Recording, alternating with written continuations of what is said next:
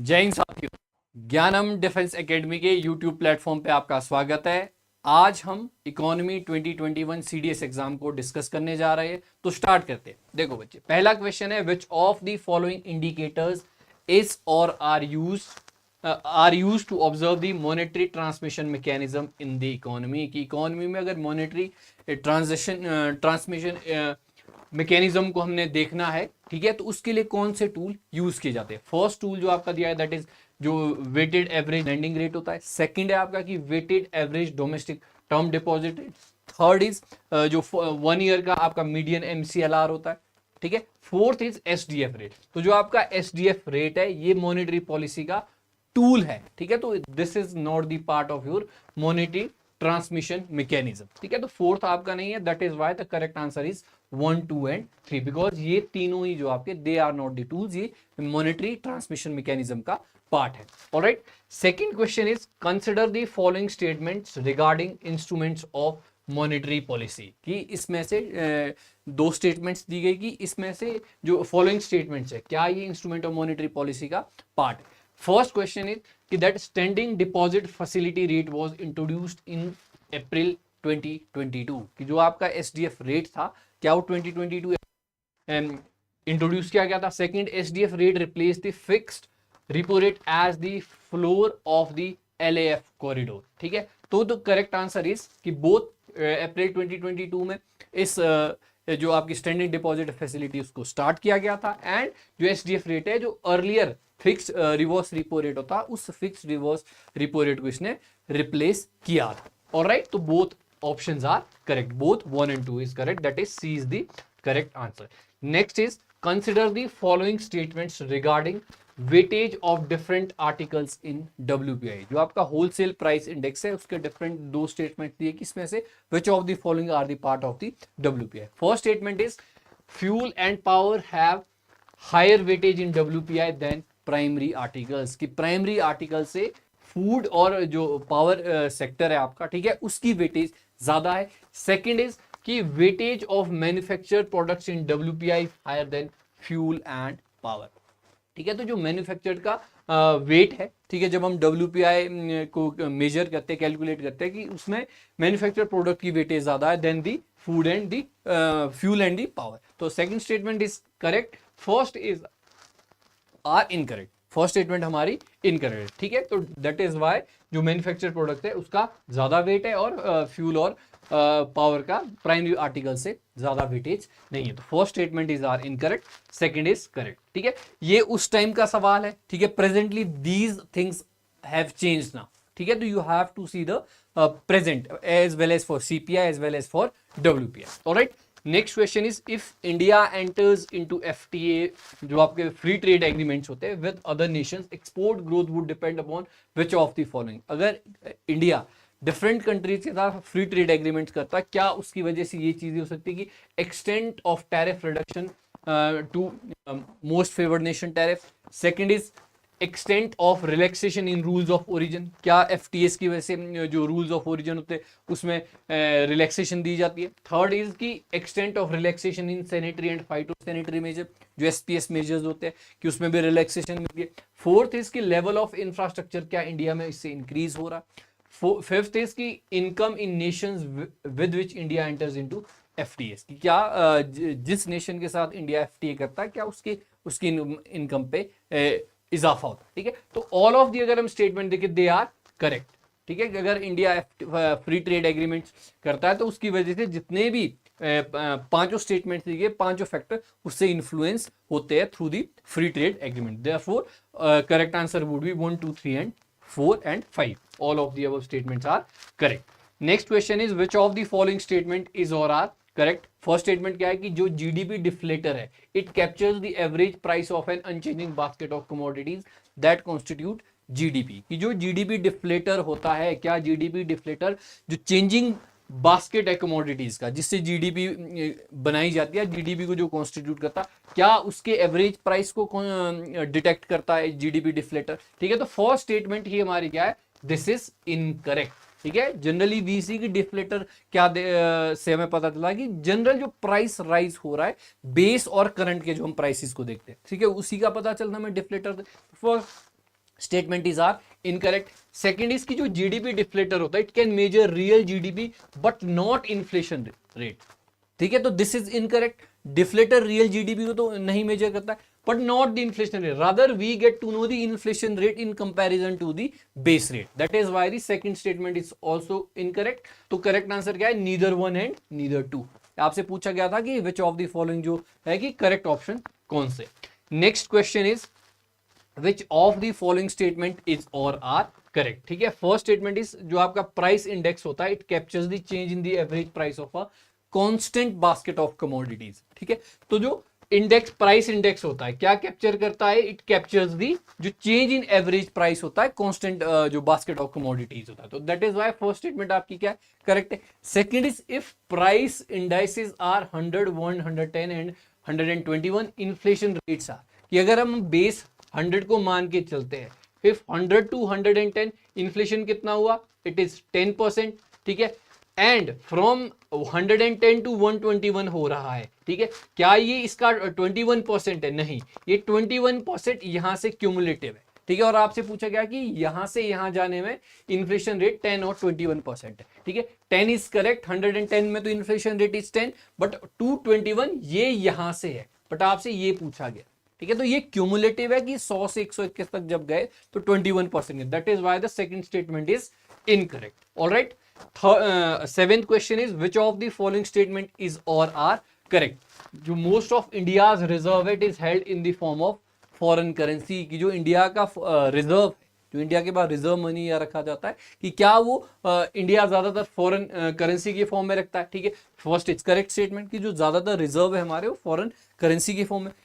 Next statement is there is no cost of holding foreign currency as a reserve by nation, नहीं, ऐसा नहीं है कि अगर हम कोई रिजर्व को होल्ड करें क्या उसकी कोई कॉस्ट नहीं है, ठीक है, it requires some cost, maintain करना है बहुत सारी चीजें, ठीक है, तो this is the incorrect statement, that is why correct answer क्या होगा हमारा, वन ओनली, ठीक है जी, correct answer is A, that is one only.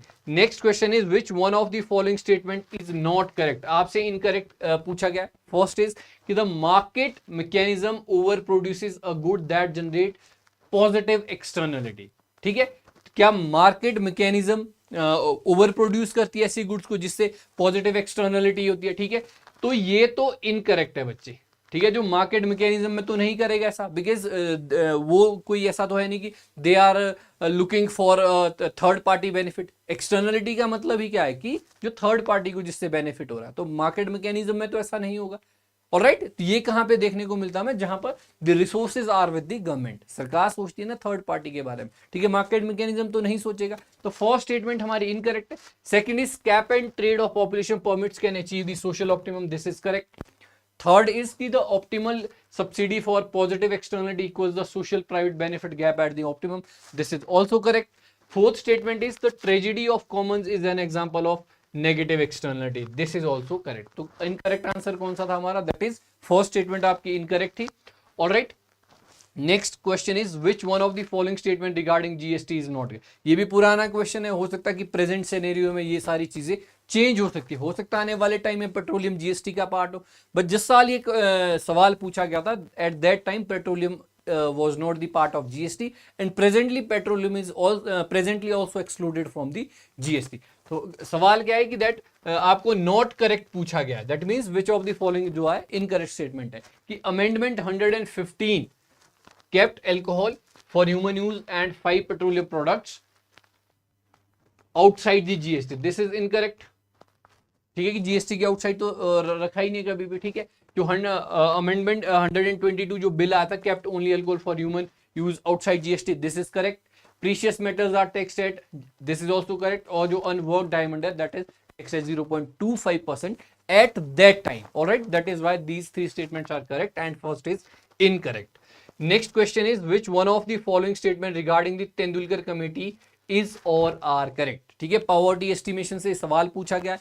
First statement क्या है कि it is used as an all India urban poverty line basket to derive rural and और अर्बन पॉवर्टी लेवल, कि एक all India urban poverty line और rural poverty के लिए एक ही पॉवर्टी लाइन को यूज किया गया था, तो this is the incorrect. Second is it anchored the poverty line to official food calorie norms, नहीं, फूड कैलोरी नॉर्म्स के बजाय they go beyond to that is the monthly जो पर कैपिटा एक्सपेंडिचर था उसके बेसिस पे poverty line को define किया गया था। तो second is also incorrect. Alright, तो आपका correct answer would be that is neither one neither two, that is C.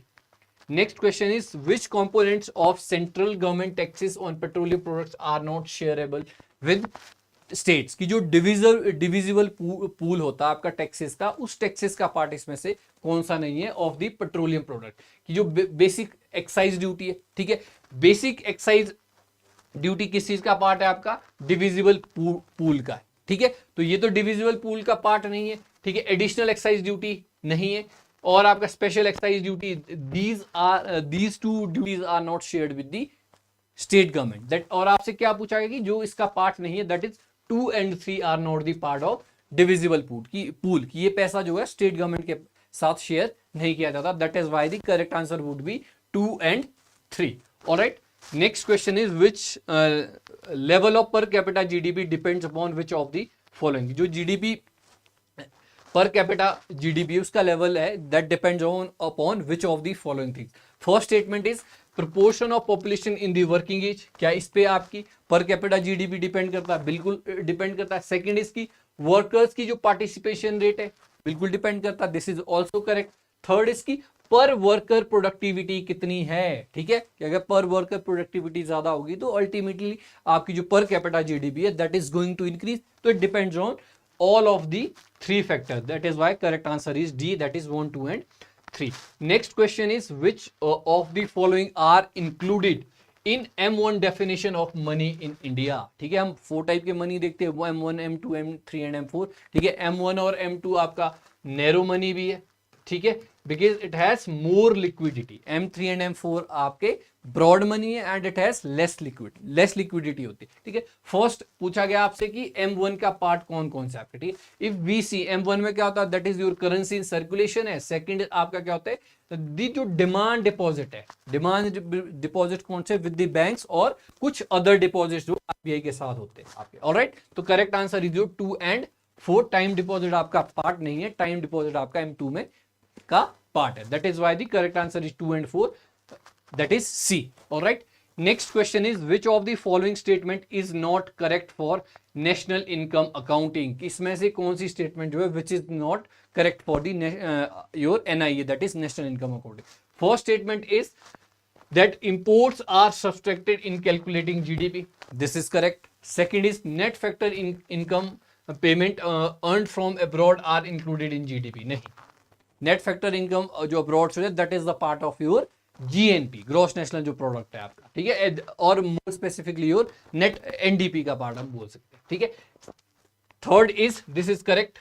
Third is purchase and sale of second hand goods are not included in GDP, this is also correct. ठीक है, so that double counting goods की ना हो सके। Fourth is inventories are included in GDP's gross domestic capital formation, that is correct. That is why incorrect कौन सी आपकी B, B is incorrect and this is correct. Import subtract करते हैं तो correct answer would be B कि incorrect पूछा गया था आपसे। ठीक है, जो नेट फैक्टर इनकम है उसको हम जीडीपी का पार्ट नहीं मानते।